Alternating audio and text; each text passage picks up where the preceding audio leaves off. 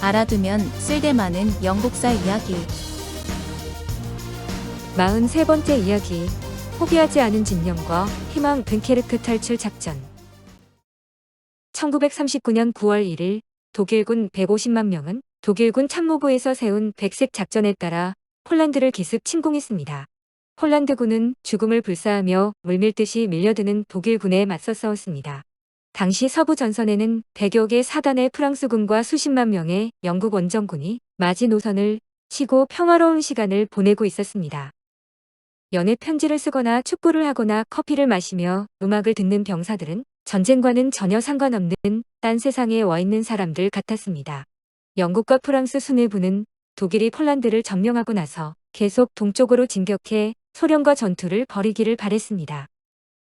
그러나 이는 허황한 꿈에 불과했는데 1940년 5월 10일 독일군 A와 B군단이 136개 사단과 탱크 3천여 대를 끌고 서부 유럽 지역을 향해 진격했습니다.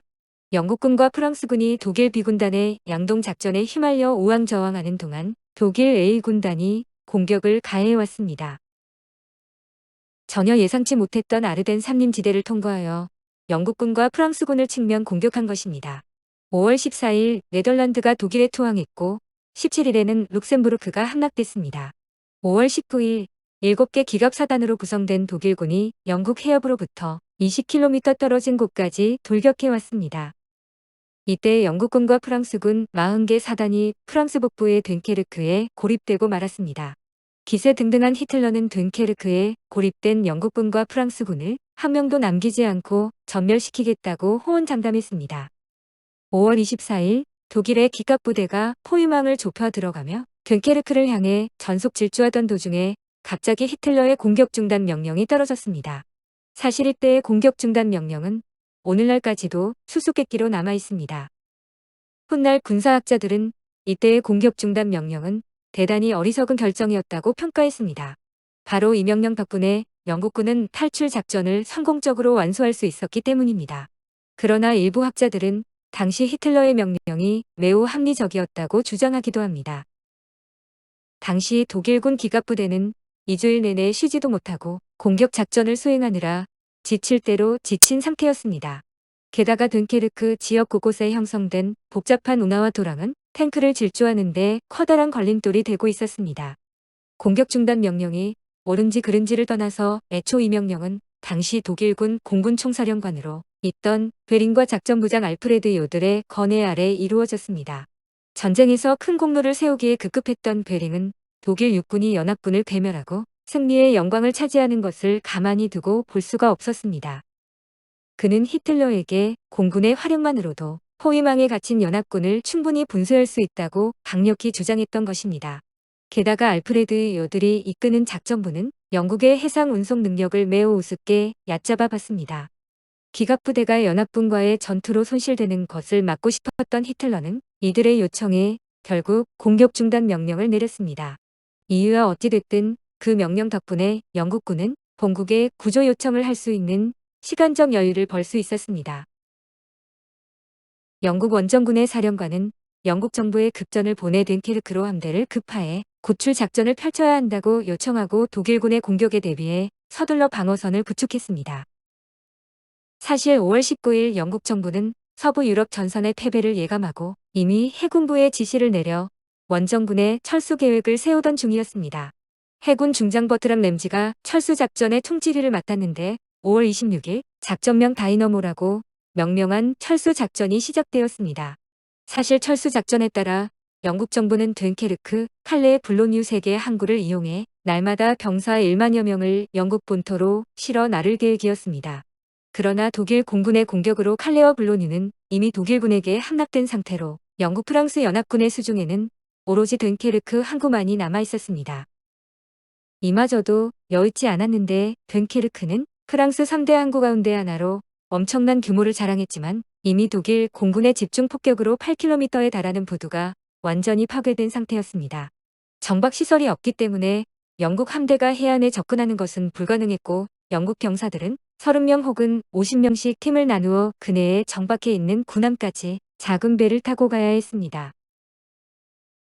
이로 말미암아 철수작전이 크게 지체되었는데 5월 26일 밤부터 5월 27일까지 철수 작전이 진행되었지만 겨우 9천여 명만이 철수를 했습니다. 이런 속도로는 고립된 병사 40만 명 가운데 3분의 2가 독일군의 포로로 잡힐 가능성이 컸는데 발등에 불이 떨어진 영국 정부는 국내의 모든 선박에 총동원령을 내렸습니다. 동원령이 떨어지자 전국의 어선, 화물선, 소형 선박, 심지어 호화 요트까지 앞다투어 구출 작전에 자원을 했습니다. 배가 두둑한 은행가나 금태 안경을 둘러쓴 외과의사, 아직도 소년티를 떨치지 못한 앳된 청년들, 이미 환갑의 나이가 넘은 어부들이 지원병으로 자원했습니다. 그들은 어뢰와 폭탄 공격의 위험에도 아랑곳하지 않고 됭케르크를 향해 출발했는데 소형 선박들의 대활약으로 5월 28일 하루 동안에 병사 1만 7천 명이 철수에 성공했습니다. 그 가운데 해군부 지도실 주임은 네덜란드 어선을 이용해 4일 동안 병사 800여 명을 구출하기도 했습니다. 그러나 전 국민의 적극적인 도움으로 이루어지던 철수 작전도 그리 오래가지 못했는데 5월 29일 독일군 정찰기가 영국군의 철수 현황을 파악한 뒤 독일 공군의 대대적인 공습이 이루어졌기 때문입니다. 독일 공군은 수천 톤에 달하는 폭탄을 투하하며 무차별 공격을 가했고 독일군의 기갑부대 역시 됭케르크항을 향해 포위망을 좁혀 들어왔습니다. 해안에 모여있던 영국 병사들은 승선 속도를 올리며 철수에 박차를 가한 결과 이날 하루 동안 병사 4만 7천 명이 철수에 성공했습니다. 5월 30일 됭케르크 항구 전체가 짙은 안개로 뒤덮였는데 안개로 독일 공군이 출격을 못하는 틈을 타서 연합군 5만 3천 명이 철수했고 5월 31일에는 6만 8천 명이 철수했습니다. 6월 1일 날씨가 화창하게 개자 독일 공군이 또다시 맹렬한 폭격을 가했는데 영국 공군도 출격하여 방어 작전을 펼쳤지만 철수 작전에 참여했던 배 31척이 침몰하고 말았습니다. 일순간에 됭케르크 지역은 인간 지옥으로 변했는데 하늘에서는 포탄이 장렬하고 해안은 시신으로 뒤덮였습니다. 그러나 영국 원정군 사령관 알렉산더 장군은 미동도 하지 않았고 공중에서 연신 터뜨리는 독일 공군의 포탄에도 일말의 흔들림 없이 철수 작전을 차분하게 지휘했습니다. 굳건한 사령관의 모습에 용기를 얻은 병사들은 일심동체가 되어 일사불란하게 철수 작전을 진행하여 이날도 병사 6만 4천 명이 철수에 성공했습니다.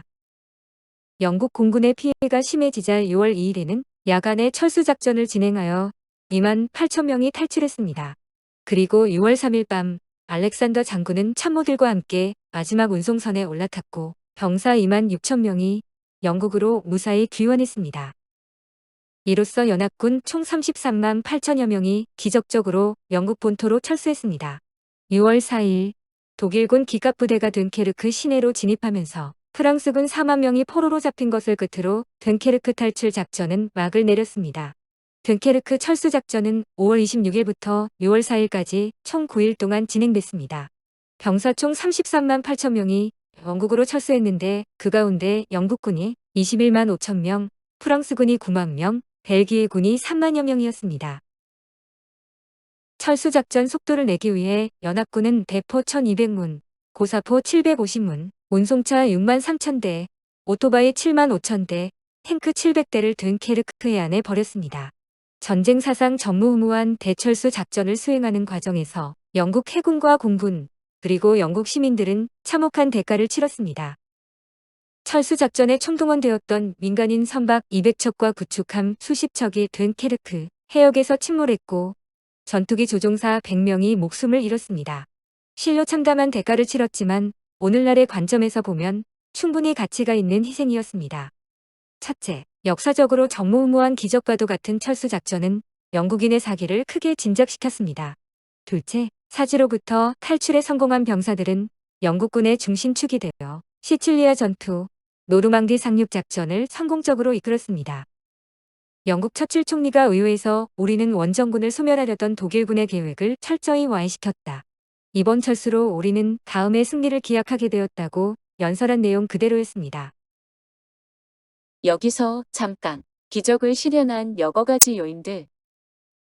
영국 해군과 공군의 죽음도 불사한 구출 노력이 됭케르크 철수 작전을 성공으로 이끌었지만 이외에도 여러 가지 객관적인 요인이 있었습니다. 첫째, 됭케르크 지역의 흐린 날과 짙은 안개는 영국군의 수호신이 되었는데 나쁜 기상 조건은 독일 공군의 출격에 상당한 영향을 미쳐 5월 27일과 5월 29일, 6월 1일에 대규모 폭격을 가한 것 이외에는 날씨 때문에 출격할 수 없었습니다. 둘째, 2월은 영국 해협의 돌풍과 풍랑이 심한 시기였지만 됭케르크 철수 작전을 진행하는 동안에는 바다가 이상하리만큼 잔잔했던 덕분에 선박들이 짧은 시간에 순조롭게 철수 작전을 진행할 수 있었습니다. 셋째, 됭케르크 해안의 드넓은 모래 사장은 영국군의 행운을 가져다 주었는데 독일 공군이 투하한 폭탄 대부분이 모래사장으로 떨어져 살상력이 대폭 줄어든 덕분에 많은 병사가 목숨을 유지할 수 있었습니다. 여기서 잠깐 영화 덩케르크. 크리스토퍼 놀란 감독이 만든 전쟁 영화로 놀란 감독의 다른 영화들과 유사하게 강하고 사운드가 웅장한 배경 음악이 깔리면서 영화가 진행됩니다. 이 영화는 유별나게 배우들의 대사들이 절제되어 있는데 영화 전체의 대사 분량이 너무 적어 영화의 일부분은 무성 영화를 보는 듯한 느낌을 받는 부분도 있습니다. 영국에서 조그만 요트를 몰고 덩케르크로 구조를 위해서 달려온 중년의 한 남자와 2명의 소년. 곡절 끝에 소년 1명은 사망하고 다른 1명은 어뢰에 공격당한 함선에서 탈출한 병사들을 구하고 무사히 귀환합니다. 결국 성공적인 대규모 탈출이 이루어지는 것으로 마무리하며 망신창이 상태로 영국에 도착한 병사들의 이야기로 마무리합니다. 44번째 이야기, 영국 본토를 강타한 최대 규모의 공습으로 이어집니다.